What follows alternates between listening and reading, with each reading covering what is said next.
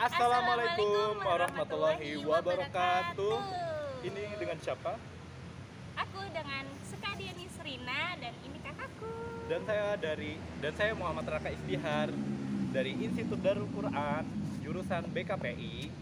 Nah, di perbincangan kali ini kita akan membahas pondok pesantren yang ada di Indonesia dan keluh kesah apa aja sebagai santri di Indonesia. Salah satunya adalah adik saya sendiri dan saya ingin mewawancari dia bagaimana sih cerita, keluh kesah dan lain sebagainya ketika menjadi santri di pondok pesantren. Nah, pertanyaan pertama, bagaimana Anda bisa tahu pondok pesantren Darussalam? Awalnya ya saya ada niatan untuk masuk pondok pesantren ya karena saya berniat pengen kayak kakak saya. Dan saya udah didaftarin SMK juga dan keterima, tinggal masuk aja. Dan saya tetap kekeh pengen masuk pondok ya, akhirnya orang tua saya nyari pondok dan ketemulah Ponpes Darussalam. Udah berapa kali nyari pesantren? Ya kebetulan 3 kali lah.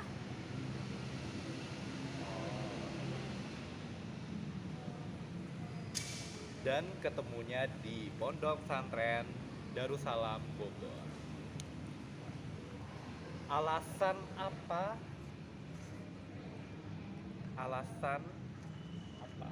untuk menjadi santri?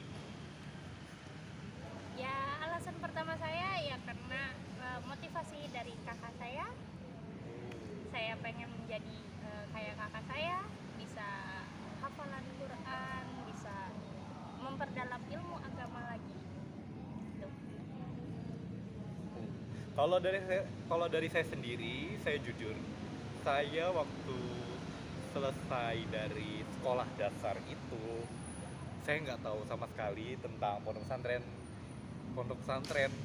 Jadi saya kira itu pondok pesantren, ya udah sekolah seperti biasanya, berkegiatan seperti biasanya. Oh, rupanya beda, sangat berbeda dan lebih mandiri, lebih kerjasama, lebih berkegiatan.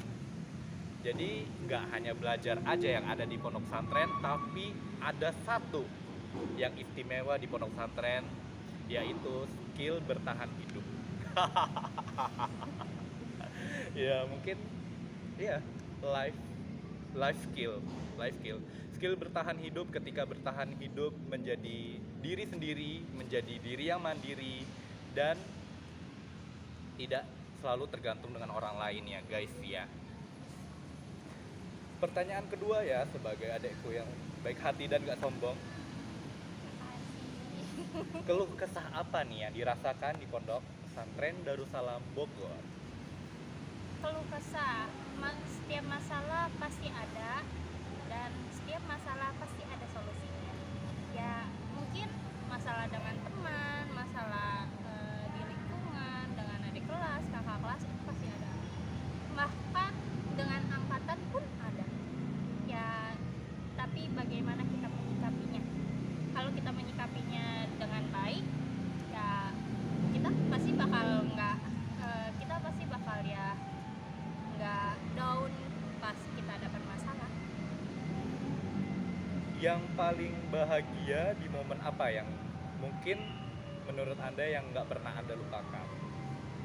Momen yang nggak Momen pernah bahagia dan momen yang menurut Anda yang ya mungkin Anda ingin lupakan. Momen baik dan momen buruk Anda, sekilas saja. Momen baiknya ya ketika kebetulan lagi acara KMD itu apa? KMD itu tentang kepramukaan. Jadi bagaimana kita menjadi pembina yang baik. Dan di situ kerasa kekeluargaannya. Kita di situ makan bareng setenda, ya gimana caranya hidup susah bareng. Ya di situ semuanya ada. Dan untuk ya masa lalu ya mungkin ada. Masa yang ingin cepat dilupakan. Ya mungkin pernah berantem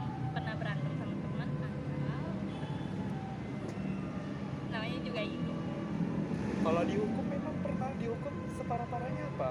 Hmm, saya nggak pernah kena hukum, walaupun Oh. saya sering buat salah, diam-diam keluar. Tapi alhamdulillahnya nggak pernah ketahuan. Tapi dihukum yang paling berat apa? Dihukum Waktu paling yang pernah berat dirasain. itu karena nggak pakai bahasa. Itu aja. Iya. Mungkin disuruh kayak dihukum pakai kerudung yang warna cerah gitu. Alhamdulillah nggak pernah. Kan kalau yang cowok ini dibotak.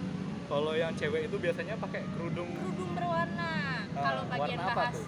kalau bagian bahasa tuh warnanya hijau terang banget, udah kayak stabilo.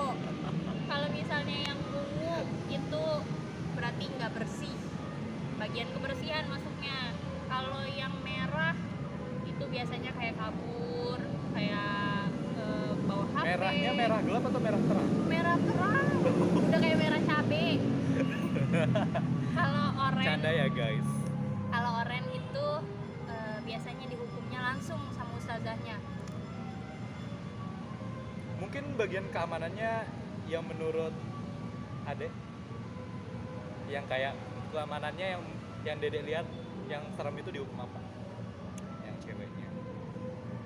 Udah sih dihukum pakai kerudung doang, ya nggak ada Nggak. pemukulan sih. Nggak ada push up, nggak ada ini. Alhamdulillah nggak ada. Palingan dijemur, yang ngerasa sering dijemur. Jadi guys, sedikit cerita dari saya.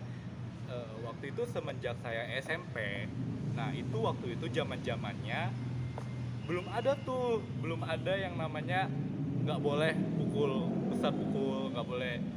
Ya pokoknya waktu itu masih yang ustadz pakai tongkat, pakai alat setrum, pakai tongkat, pakai apa aja lah buat tertibin santrinya.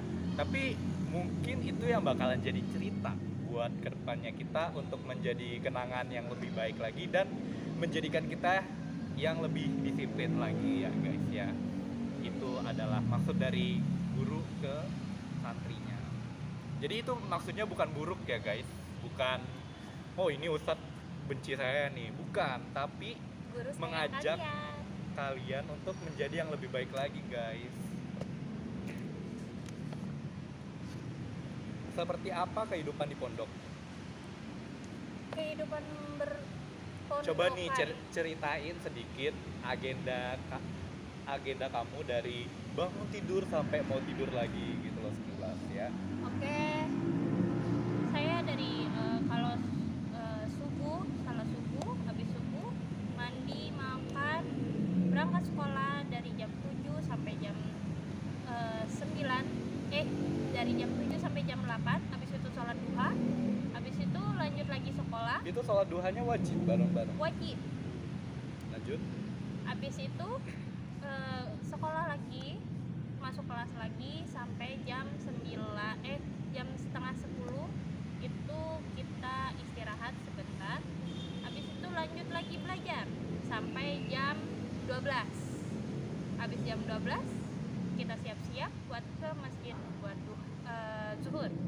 Habis zuhur kita makan siang. Habis makan siang sekolah siang. Kalau untuk kelas 5 atau 6 mungkin mereka harus mengajar. Kita udah dilatih untuk mengajar. Dan habis itu, habis selesai sekolah siang, sholat asar, mandi. Habis itu kayak free. Ya, kalau malamnya langsung ke masjid, maghrib. Habis maghrib, ngaji, sholat isya, makan, belajar malam lagi. Habis belajar malam, Terakhir agendanya apa? tidur. Oh. Baca Quran dulu sebelum tidur. Kalau misalnya untuk agenda bahasa, agenda ceramah itu apa? Yang namanya ceramah di kamar itu? Oh, ada Itu ini. setiap kapan? Biasanya kalau misalnya untuk menerima vocabularies itu kita adainnya setiap habis salat zuhur. Kita vocabularies dulu, memberi vocab ke anak-anak, memberi kosakata, habis itu udah makan. Dan biasanya Jumat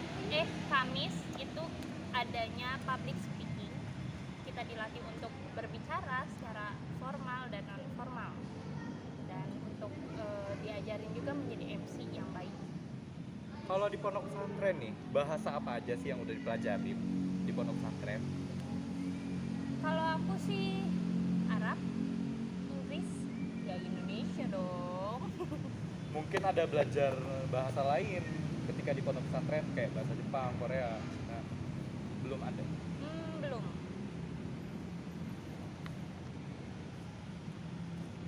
Nih, ketika di pondok, apakah itu pertemanan? Oke. Menurut Anda? Menurut saya Dan bagaimana cara menghadapinya?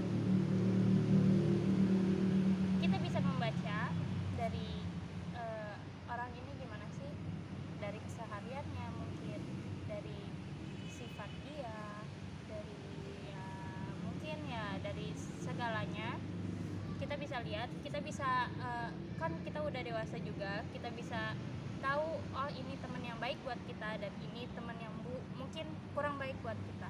Jadi ya berteman, carilah berteman dengan yang baik, dan ya kalau mau berteman dengan siapapun bisa, asal kita jangan sampai keikut, sampai terjerumus ke dalam keburukan. Kalau pendapat saya mungkin gimana ya? Kalau misalnya semua orang itu bisa baik, cuman tergantung seseorang itu baik dalam artian baik sementara atau baik selamanya. Nah, yang baik selamanya itu bakalan jadi sahabat yang terbaik buat kita untuk ke depan. Jadi ya yang fake ya udah nggak usah terlalu dipikirin. Kalau misalnya mereka benci, nggak usah dihiraukan. Tapi menurut saya ya semua orang diciptain itu dalam keadaan baik, semua orang pasti diciptain dalam keadaan baik sama Allah ya. Tapi bagaimana merekanya, dengan lingkungan mereka bisa Apa nih yang ingin dicapaikan ketika lulus di pesantren Darussalam Bogor? yang ingin saya capai. Saya ingin kuliah sampai S2. Niatnya kuliah pengen ambil jurusan apa nih? Pengennya seni, Seni? karena saya suka melukis, gambar, dan semacamnya. Katanya desainer. Enggak. Dan saya juga pengen. Kalau jadi desainer saya jadi modelnya. Wah, boleh. Terus saya juga pengen jadi traveler, bisa keliling dunia, bisa ya kemana aja, karena saya juga suka jalan-jalan. Terus apa lagi? Kayak kerja, kayak mau apa nih yang ingin dicapaikan? Mau ingin punya bisnis, mau ingin apa lagi? Saya pengen punya bisnis biar bisa ya. Bisnis apa? Bisnis apa? Saya pengen bisnis dari usaha saya sendiri, dengan mungkin lukisan-lukisan saya nanti, dan atau mungkin apa yang saya kreasikan. Oke guys.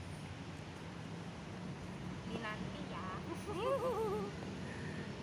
Kalau saya karena saya udah lulus pesantren, jadi ya kegiatan saya sekarang ini bekerja di pondok pesantren saya sendiri, pondok pesantren Tahfidz Darul Quran Mau jadi aktor. sebagai pembimbing marching band, dan saya juga lagi kuliah juga di Institut Darul Quran yang ada di dekat Darul Quran juga. Dan saya impiannya ke depannya saya ingin menjadi model, dan saya ingin menjadi yang terbaik ke depannya. Tapi impian saya yang paling pasti itu saya ingin menjadi model. Nah, hikmah dan kesimpulan yang bisa kita ambil di pesantren maupun di pesantren Darussalam dan Darul Quran itu, jadi kita hidup itu tidak sepenuhnya tergantung dengan keadaan. Jadi maksud saya kita nggak harus gimana ya, mengikuti perkataan orang lain, apalagi di waktu kenaikan kelas nih. Contoh, pasti ada aja kan yang kayak teman kita itu ada yang lanjut atau tidak lanjut gitu loh. Yang lanjut pasti ragu-ragu nih lihat yang nggak lanjut. Yang nggak lanjut, kamu mau sekolah di mana lanjutannya? Nah, sekolah di luar, SMK, SMA, udah itu terserah mereka. Jadi ya kalian harus punya pendirian tetap. Jadi di pondok itu bukan hanya pendirian tetap, mandiri, kuat, kreatif. Jadi banyaklah hikmah yang bisa diambil dari pondok pesantren. Jadi bukan hanya dari pelajaran aja, pelajaran sekolah aja yang bisa kita ambil, tapi ada pelajaran Islamiah juga ya. Jadi bukan hanya ingat dunia tapi ingat akhirat juga. Ya, jadi kita harus lebih banyak lagi untuk menuntut ilmu, termasuk ilmu agama. Nah, apalagi waktu di zaman pondok itu pasti kayak gimana ya, waktu belajar tuh pasti kayak keinget doa, kayak pengen doain keluarga, pengen doain keluarga yang di luar biar baik-baik aja, pengen sukses untuk kedepannya, pengen cita-cita. Oke teman-teman, sekian perbincangan kita kali ini dan saya berterima kasih kepada adik saya. Makasih ya. Mudah-mudahan wawancara kita ini berkah dan bisa menjadi motivasi untuk kalian yang ingin masuk menjadi pondok pesantren, menjadi santri dan santriwan di pondok pesantren ya. Itu. Jadi sekian dari saya Muhammad Raka Iftihar dan adik saya Skadiani Srina. Assalamualaikum warahmatullahi wabarakatuh. Wabarakatuh.